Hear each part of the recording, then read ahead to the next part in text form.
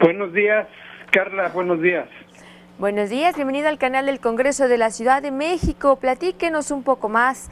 ¿Es de destacar la política social del presidente de la República, Andrés Manuel López Obrador? Bueno, lo que hay que destacar es su enorme voluntad para resolver problemas que se han gestado durante décadas en nuestro país. Uno de los más graves ha sido la gran concentración de la riqueza en pocas manos, lo que ha llevado a que millones de mexicanos vivan en la marginación y carentes de mínimos de bienestar, con indicadores de pobreza que rebasan los 50 millones de habitantes de mexicanos en este momento, y que hay que atender, y ese es el compromiso del presidente en materia de educación, de salud, de trabajo, es decir, indicadores de bienestar que permitan ir resolviendo este gran problema social existente en nuestro país, y que eso lleva a otras manifestaciones del rezago social. Lleva, según ayer comentó el presidente, a situaciones como la violencia. El hecho de que existan estos indicadores de pobreza llevan a que grupos sociales como los jóvenes sean tentados o sean cooptados o sean reclutados por la delincuencia organizada y se inclinen hacia la delincuencia, hacia la violencia. Maestro, de acuerdo con lo dicho por el presidente Andrés Manuel López Obrador, ¿es menos injusta la distribución del ingreso? Bueno,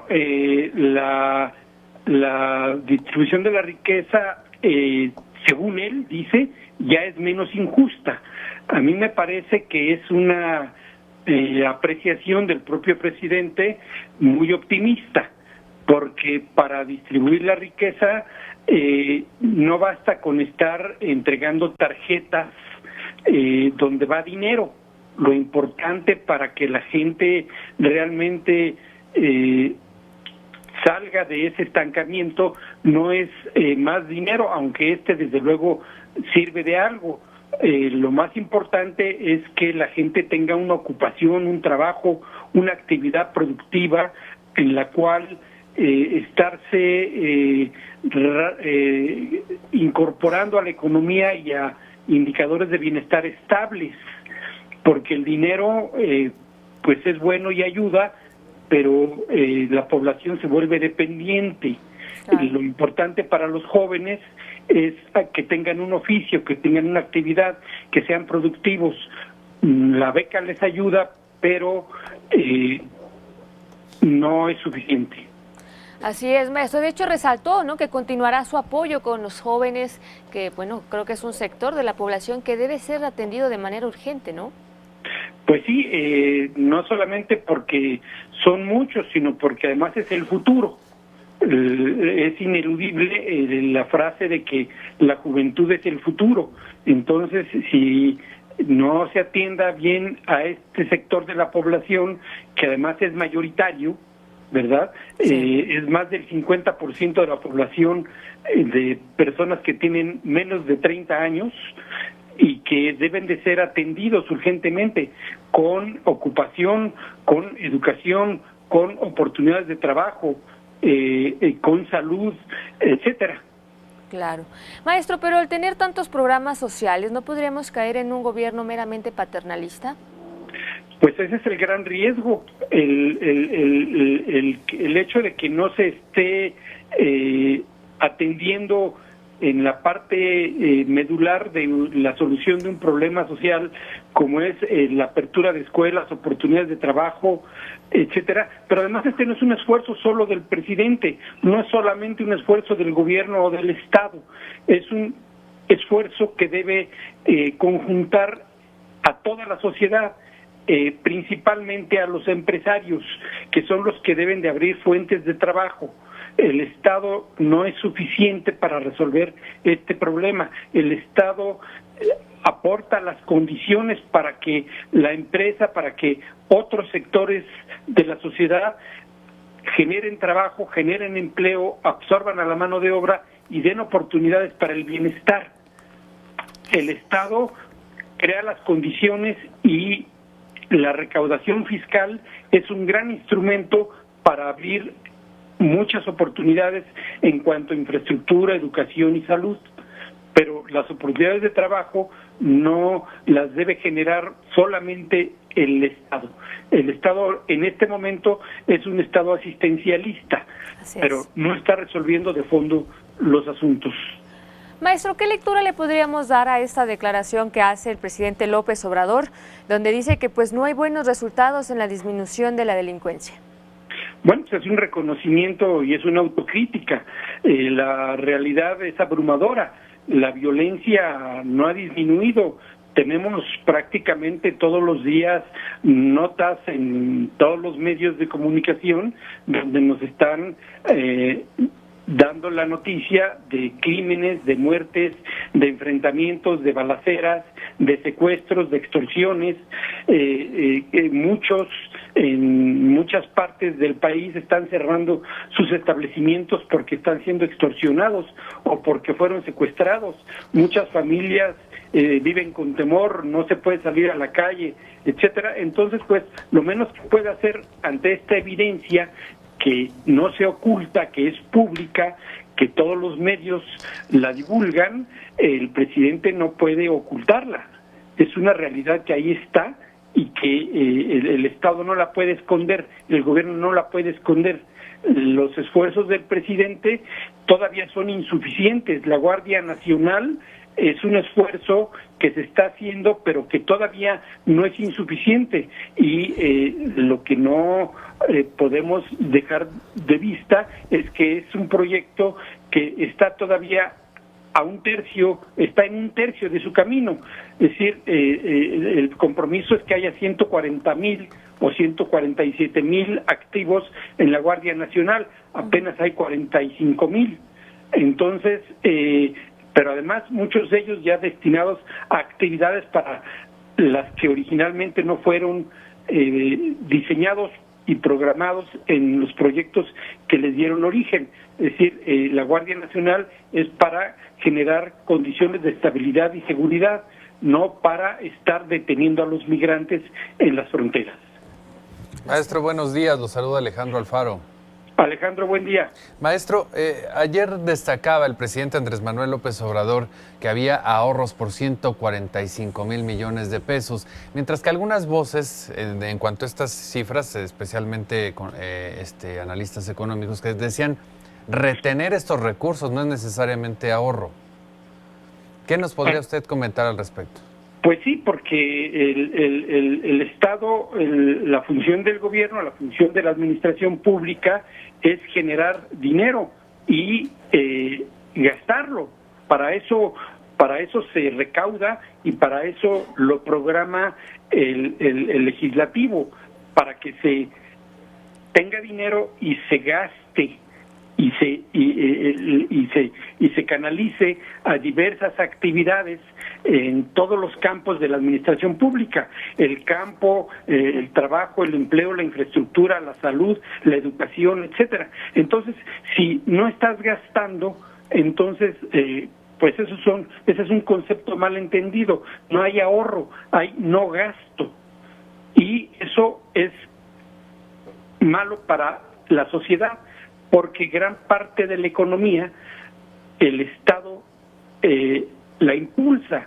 El Estado, el gobierno es un gran motor de la economía, y entonces si no hay gasto público, no hay empresario que pueda abastecer con servicios y productos al sector público. Entonces se estanca la economía. No solamente el no gasto significa un ahorro entre comillas, sino que significa que muchas empresas no van a vender sus servicios y sus productos, y si no venden servicios y productos, entonces tenemos desempleo y tenemos un círculo vicioso que se origina en el no gasto.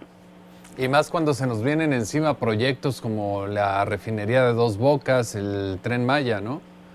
Bueno, que aparentemente van a generar empleo cuando ya estén las obras en proceso.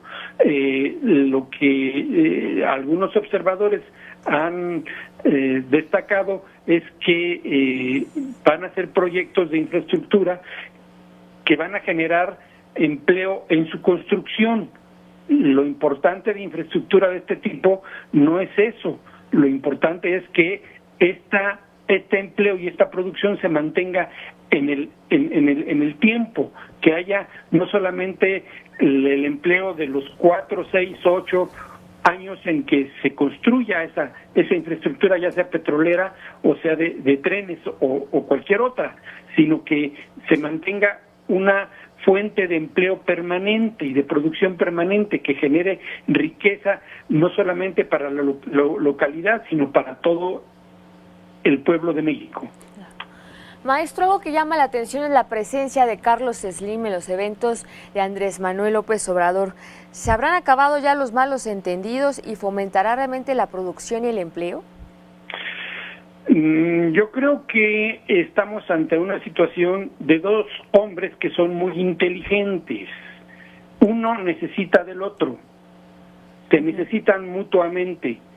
Carlos Slim es un hombre con un gran poder económico, todos lo sabemos, pero también es un hombre muy inteligente y muy pragmático. No se va a pelear, no se va a disgustar con el presidente de la República. Su fortuna, su trabajo, sus empleos, sus empresas tienen sus raíces en México.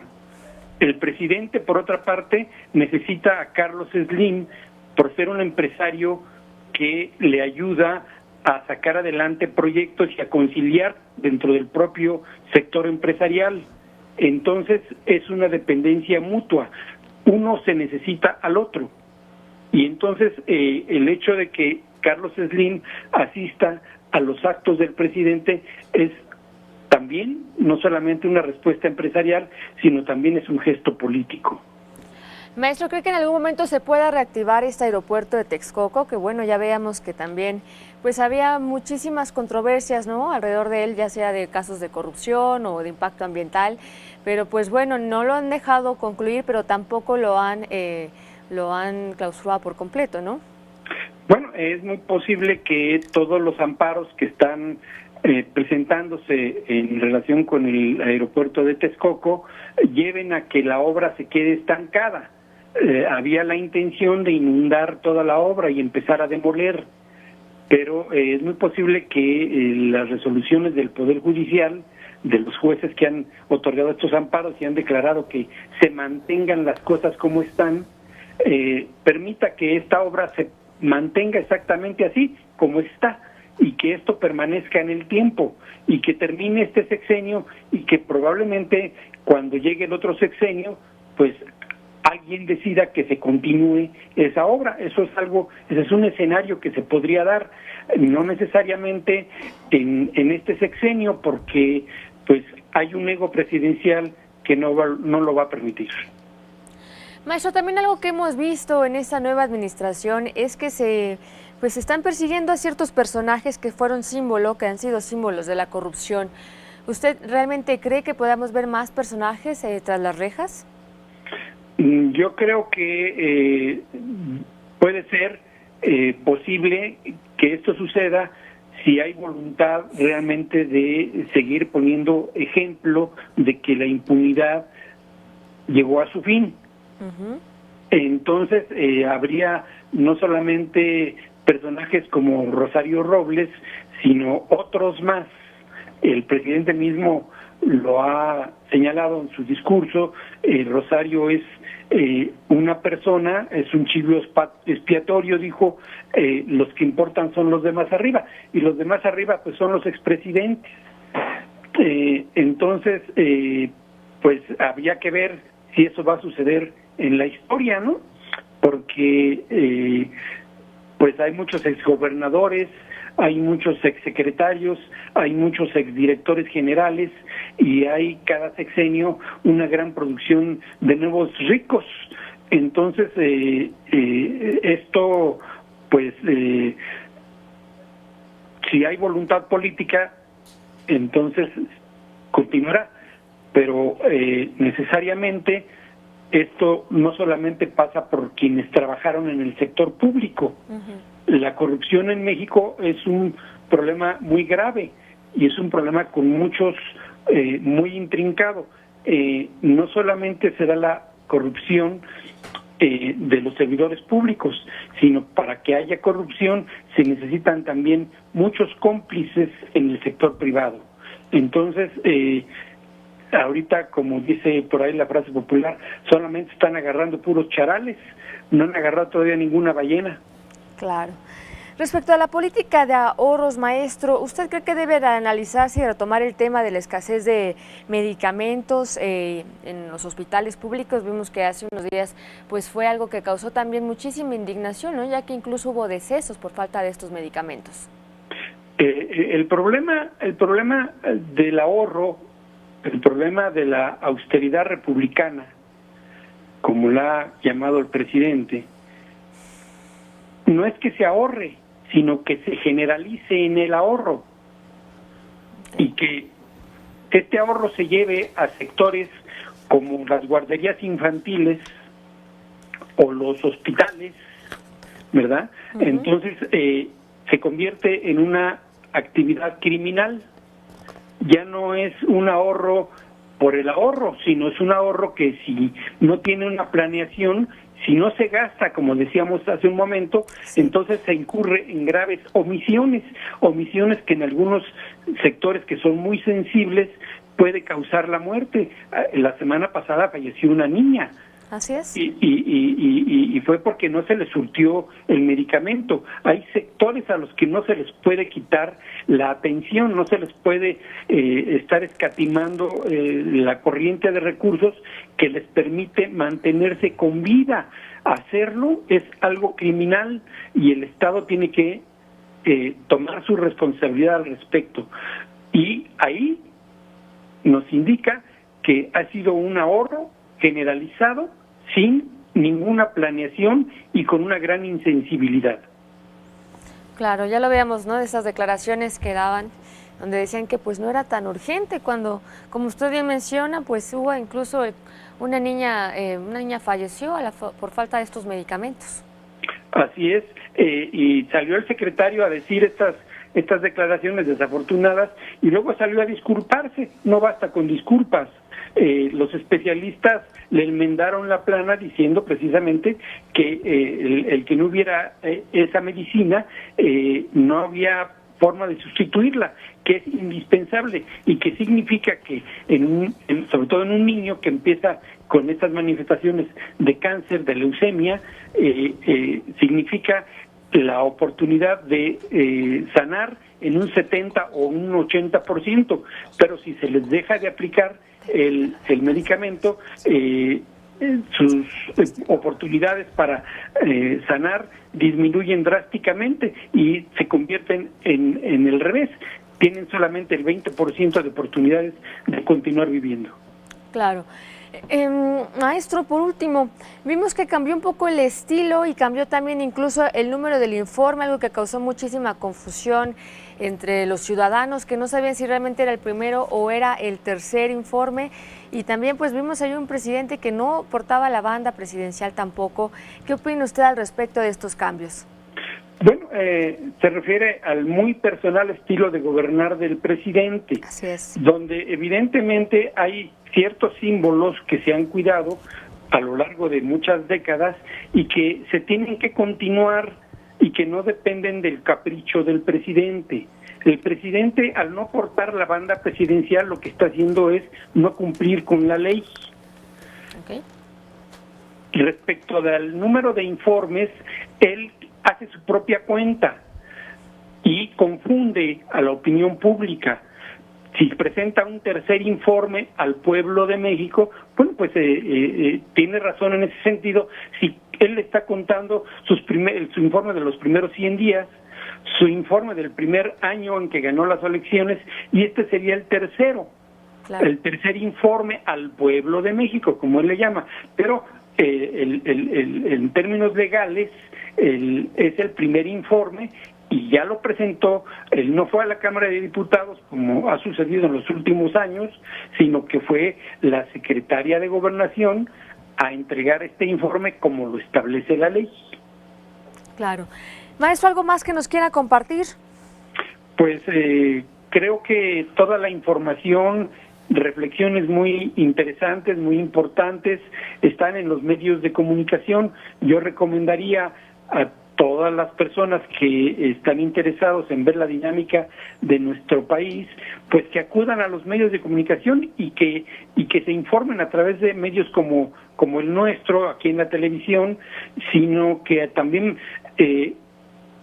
lean la prensa, pero no solamente lean un periódico, lean 2 o 3 periódicos para que tengan información que les permita sacar sus propias conclusiones.